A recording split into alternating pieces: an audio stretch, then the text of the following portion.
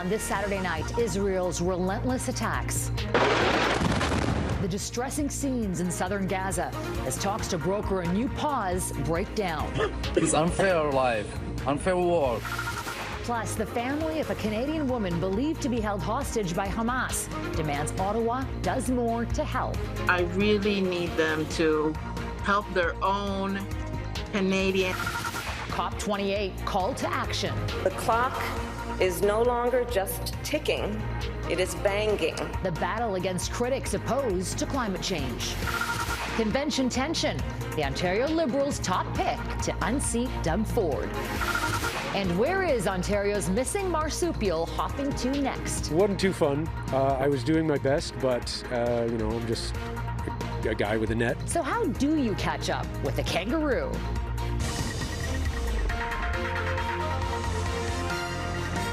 Global National with Farah Nasser. Good evening to you. Thanks for joining us. Hopes are fading for a new humanitarian pause. For a second straight day, Israel ramped up its assault, hitting hundreds of Hamas targets inside Gaza, even more than before the now expired 7-day-long pause. Gazans are on the move, but as the fighting rages on around them, the UN says there is simply nowhere safe to go. Residents of Khan Yunis, where tens of thousands of civilians fled to in the last month, say the southern city is being hammered by Israel's heaviest bombardment since the start of the conflict. A UNICEF spokesperson there calls it an ongoing war on children. The UN estimates there are 50,000 pregnant women in Gaza, with 180 giving birth daily. The pause in fighting allowed for the release of 110 hostages and some 240 Palestinian prisoners. But now, with the war renewed and even ramped up, there are growing concerns over the dozens of hostages that are still under Hamas captivity. Hostages, the militant group now says, will not be released until there is a ceasefire in Gaza. And among them is believed to be a Toronto woman. Her daughter says the Canadian government isn't doing enough to help. Caryn Lieberman has tonight's top story. Hello. It's been 57 days. Is she alive? Is she dead? Is she in a dark cave tunnel underneath the ground? For weeks, Iris Weinstein-Huggy has wondered and worried about her mother, Judy, a Canadian-Israeli, last seen here leaving Kibbutz Nir Oz the morning of October 7th with husband Gad. She's now more concerned than ever with this new information. I got a recording of Mada speaking to my mom. Mada is an equivalent of like an Israeli Red Cross. Speaking in Hebrew and in pain, Weinstein had called for help. My mom was very, very graphic about what happened to my dad. He was basically murdered, and my mom was shot in her arm, shot in her face. Moments earlier, the couple managed to record this cell phone video as rockets streaked through the sky and gunfire erupted. And Iris received a WhatsApp message. "We're outside, face down in the field." Since then, no word, though the family believes Judy may have been taken captive. They're urging the Canadian government to help rescue the retired English teacher turned mindfulness instructor who grew up in Toronto and may be severely wounded. I really need them to help their own Canadian, the only Canadian citizen that's hostage in Gaza. In a statement, Global Affairs Canada said it's aware of reports a Canadian citizen is missing in Israel, and officials are in contact with the family and local authorities. What do you think is helping her get through this? I'm hoping she's using every bit of mindfulness she uses every day, and she knows that we are thinking about her, that we're doing everything to get her out of there.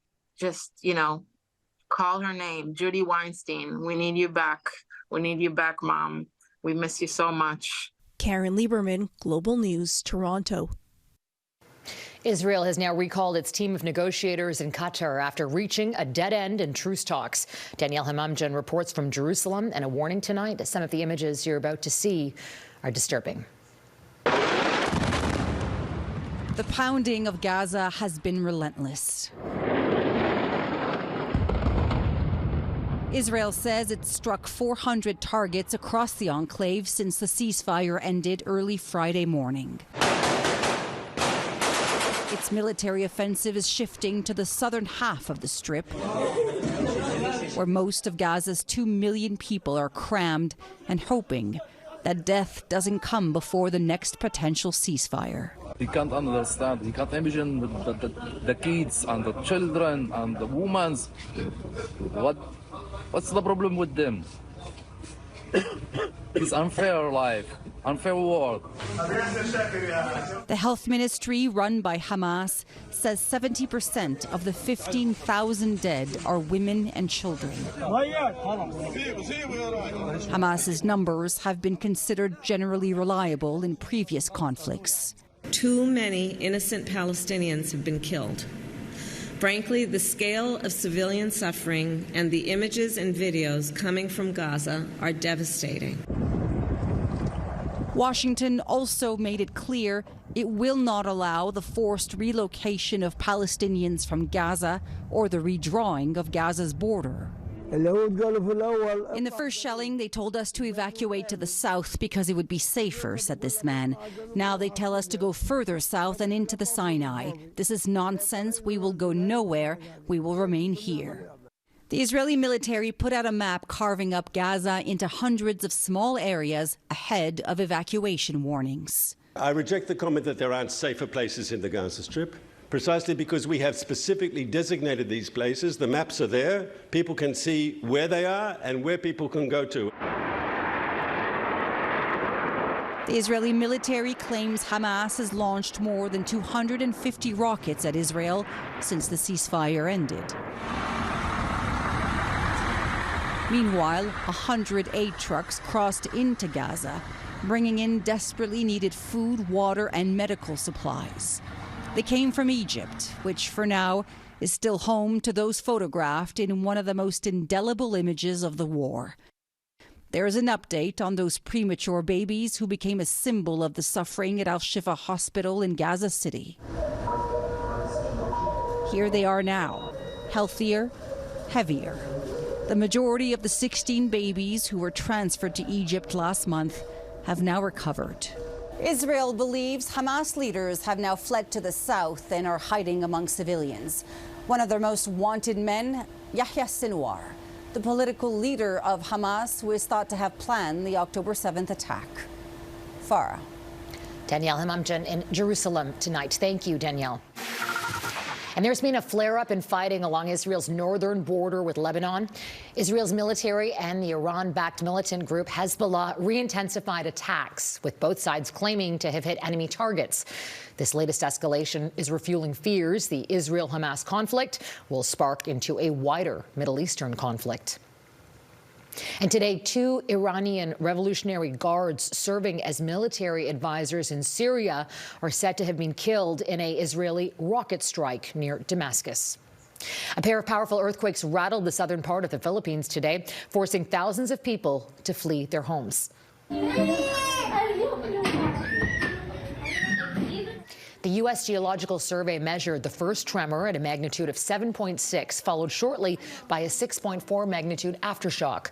Thousands in the country's second largest island of Mindanao evacuated their homes and businesses and even hospitals as the tremors sparked tsunami warnings in the region. That threat is said to have passed. Possible damage from the quakes is still unclear.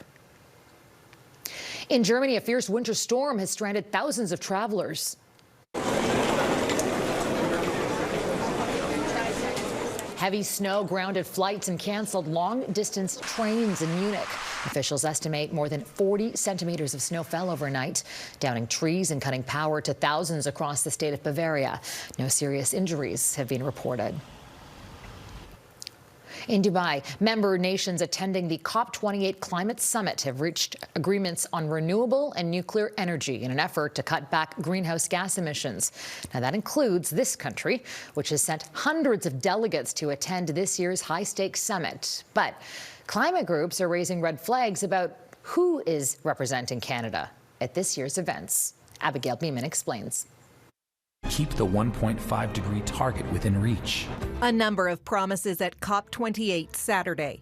The clock is no longer just ticking, it is banging, and we must make up for lost time. Another $3 billion pledged by the United States, 2.3 billion euros from the EU. Nearly 120 countries now say they'll triple renewable energy by 2030, and about 20 pledged to triple nuclear energy by 2050. Canada has signed on to both. The oil and gas industry must align around our North Star of keeping 1.5 within reach. But the presence of the Canadian oil and gas industry at the summit has climate groups sounding the alarm. The fossil fuel industry sends their executives because they want to, delay and distract the conversations. Environmental Defense crunched the numbers from this UN document listing the tens of thousands of participants and found 35 people connected to Canadian oil and gas under Canada's banner, more than 4 times as many as last year. A government source tells Global News the official Federation delegation doesn't include any oil and gas reps, saying they're part of provincial delegations the feds don't control, although they do ultimately view and approve the lists. The reality is it doesn't say Alberta bad and it doesn't say Saskatchewan bad. It says Canada. It's honestly naive to think that there's any path to a net zero that doesn't engage the biggest sources of emissions. Pathways Alliance, a consortium of Canada's biggest oil sands companies, says it's important to be part of the conversation, and their focus is on technology that can be used to reduce emissions. We're here in a 100% collaborative and constructive way. We already have a net zero plan. On Monday, Canada will announce new regulations to reduce methane emissions by at least 75% by 2030. The U.S. just released theirs, promising nearly an 80% reduction. And everyone is watching for when Canada will announce its larger framework for an oil and gas emissions cap. Abigail Bimman, Global News, Ottawa. Members of the Ontario Liberal Party have now picked a new leader after wrapping up the vote of its leadership race tonight.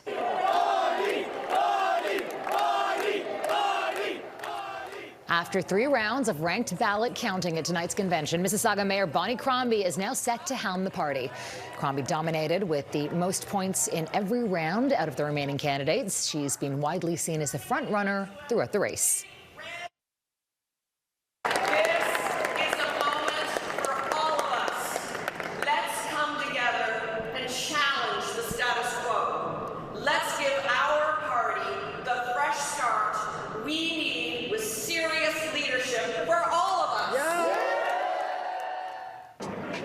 Crombie has a lot riding on her shoulders after the party's underwhelming 3rd-place performance in the last 2 provincial elections.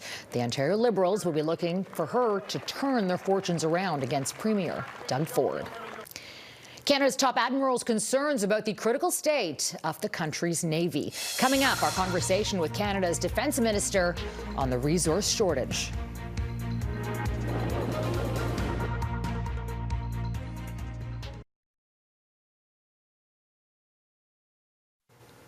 In a video released this week, Canada's top admiral warned the Royal Canadian Navy is in a critical state and might not be able to carry out its basic duties next year. Vice Admiral Angus Topshee outlined severe concerns about the Navy's personnel and equipment, including ships that are beyond their life cycles and a severe shortage of sailors to operate them. Our Mercedes Stevenson has more on the federal government's response to this. Mercedes. Farah, this week on the West Block, Defense Minister Bill Blair joins me to answer some questions about the government's plan for the military. Blair acknowledged there are problems, but was cagey over whether that means the government will spend more on defense. I hope I've made it very clear publicly that we recognize we must do more. We're going to do more, but there's also some context in the doing that more, because there is a fiscal situation in Canada that I have to be realistic about what can be achieved. There have been some positives. The procurement of the Aurora aircraft replacement has been green-lighted, but Blair did not answer when the Liberals will replace the Canadian Army's Leopard 2 tanks that were donated to Ukraine. course, we've identified, all of our requirements with respect to those tanks. We know what we want, the Leopard tank, and we're also making investments in maintaining the ones we've got, but we do know we need more. But tanks are not the only thing on the military's wish list. Senior commanders say Canada only has 3 days worth of ammunition in its stockpile. That's 27 days short of the NATO requirement. Another issue I put to the minister. We've been working on what have been their challenges in acquiring the ammunition, and some of it is resource, but an awful lot of it is process. Procurement challenges are very real, and they're not new. But military sources are concerned the slow movement isn't about the system, but rather political willingness to spend.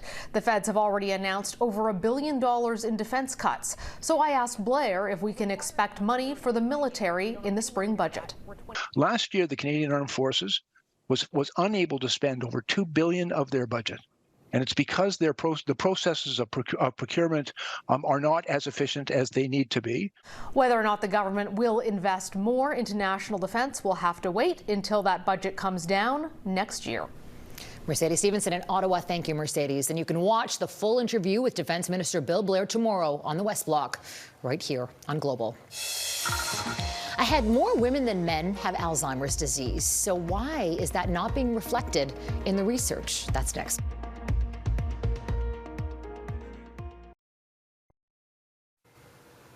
Gender equity is a priority in many aspects of society, but in medical science, there is still a long way to go. Data shows women suffer from depression, strokes, and dementia twice as much as men. But despite that, experts say there's a notable gender gap when it comes to research. As Catherine Ward explains, advocates want more of a focus on women in order to better understand the brain. 5 years ago, Sarah Widmeyer's mother, Elaine, was diagnosed with Alzheimer's at the age of 78. She died last year. It was like watching someone was tearing mom apart bit by bit, every day, every interaction. Sarah says the disease was unforgiving and changed her mom's world. She started to isolate herself, and at a very time where probably she needed more and more social interaction. And her own. I think one of the biggest challenges as a caregiver is that you feel isolated and alone. Experts say almost 70% of those living with Alzheimer's are women, but funding for treatment is sometimes based on old, outdated research. There was always a difficulty in recruiting female in clinical trials. And so you had a huge misrepresentation, and with a lot of men and very few women. Neuroscientist Vivien Poupon says some progress has been made in recent years. There's regulation for clinical trials now to really try to have as many men and women enrolled in the clinical trials. Yes, there's progress because we started from zero, but it's still not enough because there's still some gap of funding. Women's Brain Health Initiative founder Lynn Poslin says it's critical to build on this momentum. We're just at the start of this. It's a long journey, and it does take a tremendous amount of support in order to make sure that the researchers aren't just topping up their research by considering sex and gender, but are building it in from the grassroots of their research. Research that one day might help families like Sarah's, now left holding on to memories. Oh, she's all around us. She's in Christmas. She's in Halloween. She's in the kitchen.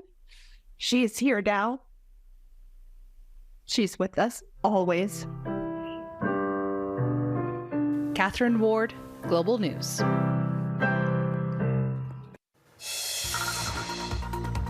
Next, kangaroo still on the loose. New details on how the marsupial went missing and where it could be.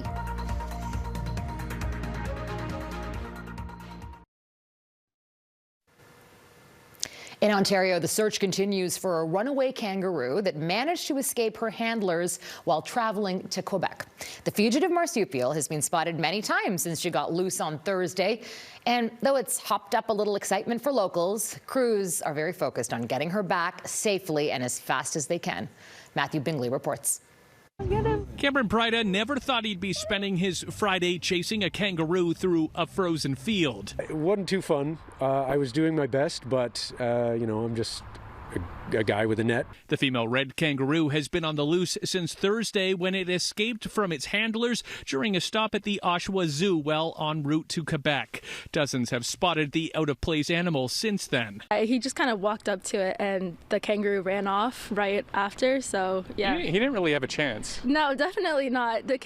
Kangaroos are much faster than humans. Haika Taher watched and recorded as Prida tried to wrangle the roo. One of the last to see it on Friday, she's hoping more resources are added to the search. I was more just concerned for the kangaroo because it was like it obviously doesn't know the area, so we kind of just like felt bad for it because also there's coyotes and stuff in that area. The search has primarily been focused around the location it was last spotted northeast of Oshawa, but those looking for it admit they don't know if it's still there. And after a thermal imaging drone came up without a sighting, the area it may now be in has likely expanded. Prida says red kangaroos are mostly active at dusk and dawn, and it's unlikely it's gone too far. These kangaroos can handle temperatures up to about -10. At that point in time, it gets to be very risky. So we're hoping that this warm spell kind of lasts long enough so that we can get a hold of this creature and get it back safe and sound. He's also hoping enough people have heard about the missing creature to adjust their speed while driving, and that local wildlife like coyotes won't be another factor they have to worry about. Kangaroos are incredibly soft. They're so wonderful. And I feel terrible that this thing is out there somewhere, and I really just want to try and get it back. For now, everyone is waiting on a sighting and for someone to call it in so this bizarre escape can end on a happy tone. Matthew Bingley, Global News. And that's Global National for Saturday night. I hope it's found. I'm Farah Nasser. On behalf of our whole crew here, I want to thank you so much for spending part of your evening with us. And we have a treat tonight. Tonight's Your Canada is this stunning display of northern lights over St. Martin, Manitoba on Friday night. We love seeing Your Canada, so please keep emailing us your photos to viewers@globalnational.com. Eric Sorensen will be on the anchor desk tomorrow. Until next time, take care of yourselves and take care of each other. Good night.